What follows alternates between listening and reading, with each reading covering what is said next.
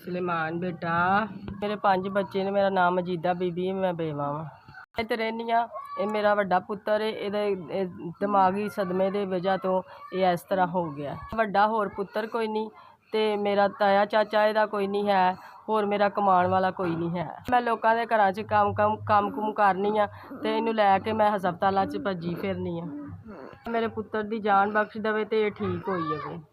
तुहाडा 10,000 रुपया दिता होया, मेरे बच्चे ते खर्च हुंदा। मैं इहदी दवाई लियानी हाँ, मैं इहदी नाली बदलवानी हाँ, तो इहदे टीके लवानी हाँ, इहदे सारे काम इहदे ते जूस पियानी हाँ, इहदे ते नाली लवानी हाँ, इहदे ते मैं इहदे सारे खर्चे इहदे च पूरे करनी। अल्लाह तुहाडा भला करे, अल्लाह तुहानू सेहत तंदरुस्ती अता करे, अल्लाह ताला तुहाडे कारोबार च तरक्की दे, अल्लाह ताला तुहाडे बच्चियां नू सेहत तंदरुस्ती अता करे।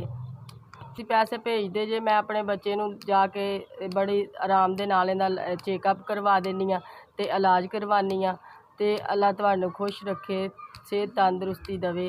ते तुसीं मेरी मदद कर दिओ, जिहड़ा भी भैन भरा जे, तुहाडा बड़ा बड़ा शुक्रिया। ते अल्लाह ताला तुहानू होर रिज़क पानी च इजाफा करे।